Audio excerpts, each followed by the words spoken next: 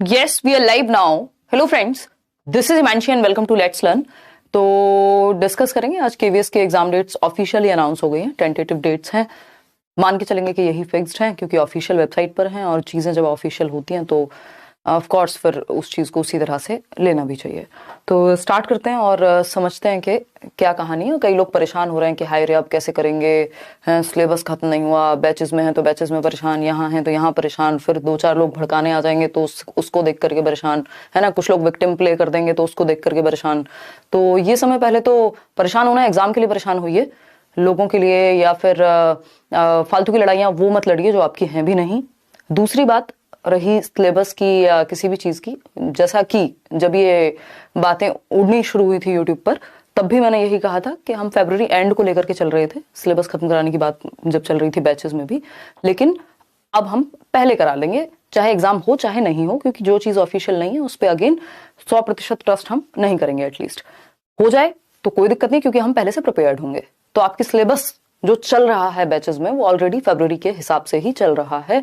आपका कोई दोस्त यार कहीं भी पूरे इंटरनेट पे जहां पे भी पढ़ाई करते हो, किसी ऑफलाइन कोचिंग ऑनलाइन कोचिंग, आप अगर बैच में हैं तो अपना मैच करके देखिए, फोमो मत क्रिएट कीजिए, फियर ऑफ मिसिंग आउट, कि आपको लगे कि अरे फलाने सर फलाने मैडम ने तो सबने सिलेबस खत्म करा दिया बस हमारा ही रह गया। एक बार चेक करिए आराम से और देखिए, उनसे ज्यादा नंबर ऑफ क्लासेस आपको मिल जाएंगी, ज्यादा सिलेबस कवर्ड मिल जाएगा। पिछले इस हफ्ते में बस मेरी तबीयत खराब रही है तो मेरी कुछ क्लासेस मिस हुई हैं, अदरवाइज कोई टेंशन हमने लेनी नहीं है बिल्कुल भी, है ना। तो ये एक बेसिक सी बात है और ये कोई पहला बैच नहीं है, बैचेस आते रहते हैं, साल भर पढ़ाई करते हैं, कोई ऐसा मतलब ऐसी बात नहीं है कि किसी को भी बहुत ज्यादा परेशान होने की जरूरत है इस चीज को लेकर के। ऑफ कोर्स परेशान इस बात को लेकर के होना है कि जो पेपर 4 साल में आया उसको इन्होंने मतलब कोशिश की कि 40 दिन में ही ले लें और खत्म कर दें सारी कहानी। तो पहले तो ये समझेंगे जो डेट्स हैं आपकी, जैसा कि इन बिटवीन भी बैचेस में यही बात चल रही थी कि अगर पेपर होना है तो एटलीस्ट 1 महीने पहले बताएंगे, 15 दिन पहले बताएंगे। अभी कल परसों के सेशन में भी मैंने यही बात डिस्कस की थी। तो खैर फाइनली इन्होंने ये दे दी है, जो कि अपने आप में दुखद है, देना चाहिए नहीं। तो पहला जो आपका एग्जाम है, अगर हम टीजीटी और पीजीटी टीचिंग पोस्ट की अगर हम यहाँ बात कर रहे हैं, प्रिंसिपल वाइस प्रिंसिपल और असिस्टेंट कमिश्नर को एक बार हटा भी दें यहाँ के लिए अभी के लिए, तो 12 से 14 तक टीजीटी के एग्जाम्स, 16 से 20 तक पीजीटी, और 1 महीना है आपके पास पीआरटी में 21 फरवरी से 28 फरवरी तक, 21 फरवरी से 28 फरवरी तक।